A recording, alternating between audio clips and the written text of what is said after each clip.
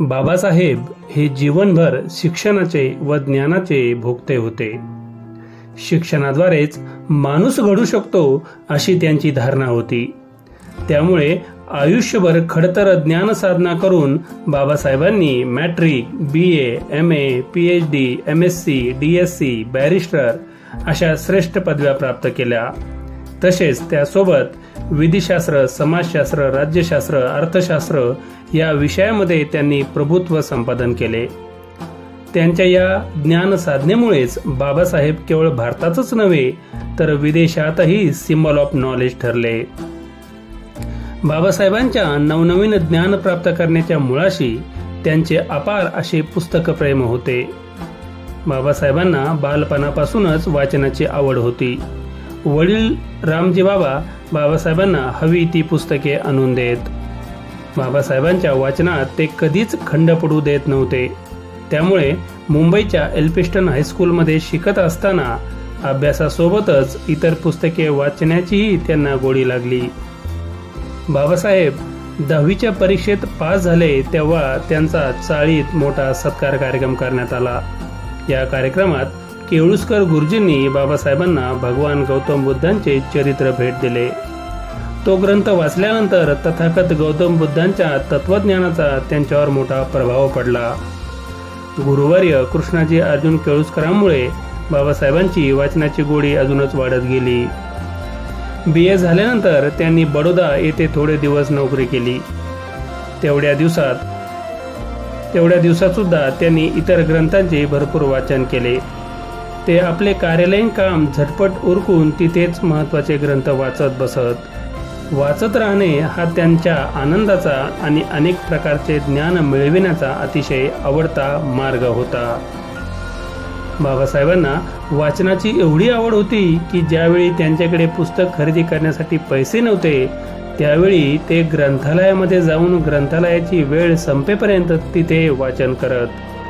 ग्रंथालयामध्ये सर्वात पहिले प्रवेश करणारे आणि सर्वात शेवटी जाणारे एकटे बाबासाहेबच होते.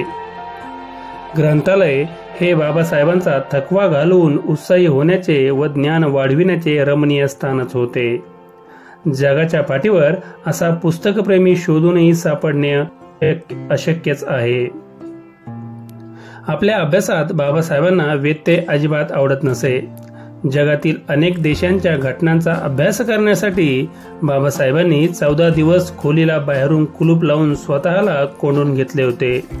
त्यावेळी त्यांना एका लहान खिडकीतून चहा व जेवणाची व्यवस्था केली होती. या प्रसंगातून समजते त्यांच्या लेखन व वाचनाची एकाग्रता किती पराकोटीची होती. एकदा परदेशातून त्यांनी एका बोटीतून अनेक पुस्तके पाठवली होती, पण ती बोट दुर्दैवाने बुडाली. जेव्हा बाबासाहेबांना ही गोष्ट समजली तेव्हा ते पुस्तकांच्या विरहात 2 दिवस रडत होते. ते म्हणत, लोकांनी माझी अवहेलना केली पण या पुस्तकांनी मला ज्ञान दिलं, म्हणून मी पुस्तकांच्या बाबतीत इतका जागरूक आहे. मित्रहो, म्हणजेच बाबासाहेबांचे आपल्या पुस्तकावर किती पराकोटीचे प्रेम होते हे यावरून लक्षात येते. मित्रहो, पुस्तकासाठी घर बांधणारे एकमेव महनीय व्यक्तिमत्व म्हणजे डॉक्टर बाबासाहेब आंबेडकर होय. माणूस स्वतःला राहण्यासाठी घर बांधतो, मात्र ग्रंथांना जीव की प्राण मानणाऱ्या बाबासाहेबांनी आपल्या आवडत्या ग्रंथांसाठी स्वतःचे राजगृह बांधले. राजगृह येथे त्यांनी 50,000हून अधिक ग्रंथांचा संग्रह केला होता. ते त्यावेळी जगातील सर्वात मोठे वैयक्तिक ग्रंथालय होते. या राजगृहात मराठी, इंग्रजी पुस्तकाबरोबरच गुजराती, उर्दू, फ्रेंच, जर्मनी, फारसी असे ग्रंथ सर्व मिळून 50,000च्या जवळपास होते. एकदा पंडित मदन मोहन मालवीय यांनी बाबासाहेबांचा हा ग्रंथसंग्रह बनारस हिंदू विद्यापीठासाठी मागितला होता. यासाठी बाबासाहेबांना 2 लाख रुपये द्यायला ते तयार होते. पिलानी विद्यापीठासाठी घनश्यामदास बिर्ला यांनीही बाबासाहेबांचा हा ग्रंथसंग्रह मागितला होता. यासाठी ते बाबासाहेबांना 6 लाख रुपये द्यायला तयार होते. परंतु बाबासाहेबांनी त्यांचा हा प्रस्ताव धुडकावून लावला, कारण आपली पुस्तके मागणे म्हणजे आपला प्राण मागण्यासारखे आहे असे बाबासाहेबांना वाटत होते. इतके त्यांचे पुस्तकावर अपार प्रेम होते. बाबासाहेब एकदा म्हणाले होते, तुमच्याकडे 2 रुपये असतील तर 1 रुपयाची भाकर घ्या आणि 1 रुपयाचं पुस्तक, कारण भाकर तुम्हाला जगायला मदत करेल तर पुस्तक कसे जगायचं ते शिकवेल. म्हणजेच भाकर पोटाची भूक भागवेल तर पुस्तक ज्ञानाची भूक भागवेल, असे श्रेष्ठ तत्वज्ञान बाबासाहेबांनी सांगितले. अन्न, वस्त्र, निवारा याप्रमाणेच पुस्तके ही देखील मानवाची मूलभूत गरज आहे, असे बाबासाहेब या विचारातून स्पष्टपणे सांगतात. आणि त्यासाठीच ते पुस्तके वाचनाचा व पुस्तक संग्रहाचा आग्रह करतात. बाबासाहेबांचे चरित्र लिहिणारे धनंजय कीर लिहितात, रात्रभर वाचल्यानंतर बाबासाहेब 2 तास झोप घेत असत. उठून थोडा व्यायाम करत, त्यानंतर आंघोळ करून नाश्ता करत असत आणि वर्तमानपत्र वाचल्यानंतर आपल्या कारमधून ते कोर्टाकडे रवाना होत. रस्त्यातून जाताना ते टपालाने नवीन आलेल्या पुस्तकावर नजर फिरवत असायचे. कोर्टानंतर ते पुस्तकांच्या दुकानात जात आणि घरी येताना नवीन पुस्तकांचा एक गुच्छ घेऊन येत. त्यांच्या दैनंदिनीमध्ये पुस्तकांनी बरेच वेळ व्यापलेला असायचा. यावरून बाबासाहेबांच्या जीवनात पुस्तकांना किती अनन्यसाधारण महत्त्व होते हे समजते. मित्रहो, या महामानवाने पुस्तकावर इतके अपार प्रेम केले की पुढे जाऊन त्यांनी वाचलेल्या पुस्तकांमधून प्रगाढ बुद्धिमत्ता मिळवली व अनेक पुस्तकेही लिहिली.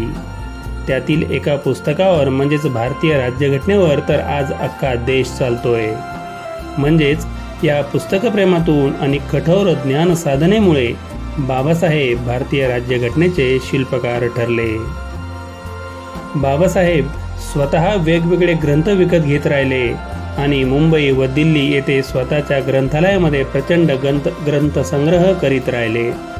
त्यांनी ग्रंथाच्या वाचनातून जे प्रचंड ज्ञान मिळविले, त्या ज्ञानावर ते थोर कायदेतज्ञ झाले, महान घटनापंडित झाले, ज्ञान संपन्न समाज नेता झाले, ज्ञानी राजनेता झाले, उत्कृष्ट संसद सदस्य झाले, कार्यक्षम मंत्री झाले, उत्तम व प्रभावशाली वक्ता झाले, महान राष्ट्रभक्त झाले आणि वेगवेगळ्या विषयांवरच्या महत्त्वाच्या पुस्तकांचे व ग्रंथांचे थोर लेखक झाले.